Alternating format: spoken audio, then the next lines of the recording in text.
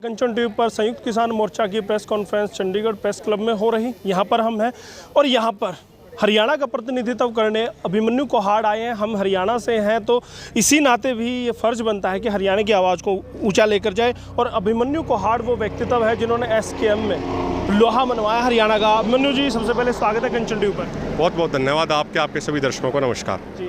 अभिमन्यु जी, आज ये जो प्रेस कॉन्फ्रेंस बुलाई गई, सीधा सा मकसद था कि जिन्होंने दगाबाजी की है, जिन्होंने गद्दारी की है, उनको बेनकाब करना था प्रेस के सामने, यही मुद्दा था। हाँ, जिन्होंने चलते आंदोलन में सरकार को चिट्ठी लिख के एक कानून रद्द करने, एक को स्टेट गवर्नमेंट पे छोड़ने, एक के ऊपर कमेटी बनाने जैसी बात कही, एमएसपी के ऊपर कमेटी बनाने की बात कही, उन लोगों का जो सारा सच था वो जनता के सामने लाना था। 12 जुलाई को हमने दिल्ली में बैठक करके भी प्रेस कॉन्फ्रेंस करके ये बात कही थी।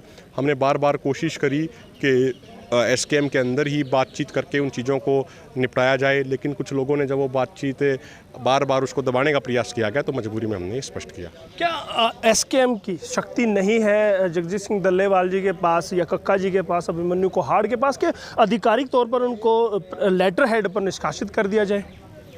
किन को निष्कासित करना है? जो व्यक्ति जो राजनीतिक जिन पर राजनीति करने का आरोप लगा है, जिनको बाहर करने का रास्ता दिखाया गया। एसकेएम को किसानों ने बनाया। एसकेएम एक सोच है। एसकेएम सिर्फ कोई संगठन का नाम नहीं है, एसकेएम एक सोच का नाम है। जो संघर्ष करेगा ईमानदारी से वो लोगों के, किसानों के दिल में रहेगा, और जो संघर्ष नहीं करेगा, जो किसानों के अनुसार नहीं चलेगा, वो अपने आप साइडलाइन हो जाएगा।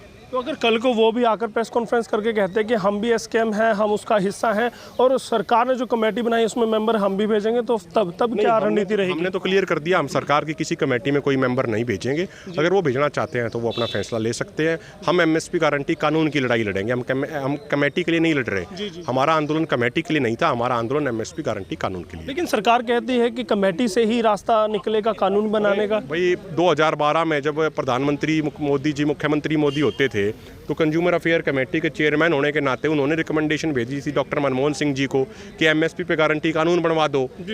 तो जो खुद की उनकी रिकमेंडेशन, उस आधार पे एमएसपी गारंटी कानून बना दो ना। अब ये कमेटी बना के फिर 5 साल के लिए मामला क्यों टाल रहे हो? ये ठीक नहीं है। एमएसपी पे गारंटी कानून चाहिए, कमेटी नहीं। आप सदस्य नहीं भेजेंगे, वो अपने सदस्य रखेंगे, जैसे 3 सदस्य उन्होंने रख लिए, आगे भी 3 सदस्य लेके वो काम चला देंगे। सरकार ने 5 सदस्य अपने रखे हैं, सो कॉल्ड किसान नेता। 3 नहीं, सरकार ने 5 रखे हैं। वो सारे सरकारी नेता हैं, तथाकथित किसान नेता हैं। कृष्णवीर चौधरी ने 2014 में बीजेपी ज्वाइन की थी।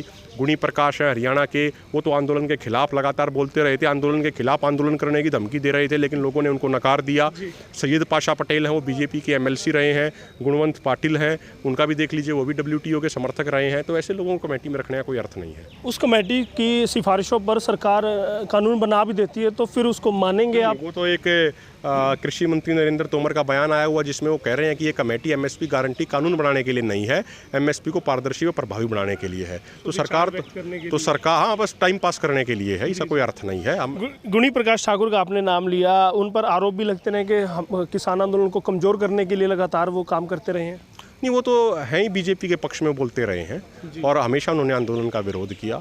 एमएसपी का वो विरोध करते हैं, वो डब्ल्यूटीओ का समर्थन करते हैं। अब क्या लगता है कि एसकेएम 2 फाड़ होकर कहीं ना कहीं शक्तिहीन हो जाएगा? नहीं, ऐसी बात नहीं है। किसान है, किसान नॉन पॉलिटिकल सोच के साथ आगे बढ़ेंगे और नॉन पॉलिटिकल ढंग से ही किसान आंदोलन आगे बढ़ाया जाएगा। चलिए, बहुत बहुत धन्यवाद करूँगा कोहाड़ साहब। बहुत बहुत शुक्रिया, बहुत बहुत धन्यवाद, और हमारी शुभकामनाएं भविष्य के लिए। तो कोहाड़ साहब कहते हैं कि जो व्यक्ति थे, जो राजनीतिक व्यक्ति थे, वो निकल गए। एक सोच है, संगठन नहीं है। अब देखना होगा कि जो 2 फाड़ हुआ है संगठन, उससे कितना नुकसान होगा। और जो 22 अगस्त को जंतर मंतर पर अब दोबारा से जब धरना प्रदर्शन वहाँ दिया जाएगा, लखीमपुर खीरी के जो किसान अंदर हुए हैं उनको बाहर निकालने के लिए जो प्रदर्शन किया जाएगा, जो शक्ति प्रदर्शन किया जाएगा, उसमें कितने लोग, कितने चेहरे, बड़े बड़े चेहरे जुटते हैं, ये भी देखने वाली बात होगी। उसके बाद देखते हैं किस तरह से एसकेएम की दशा और दिशा तय होती है। क्या दूसरा धड़ा भी कल को प्रेस कॉन्फ्रेंस करके अपना दावा जताएगा, ये भी देखने वाली बात होगी। बहुत बहुत धन्यवाद। कंचन टीवी के लिए मैं यशपाल कंचन, कैमरामैन सहयोगी नौशाद के साथ।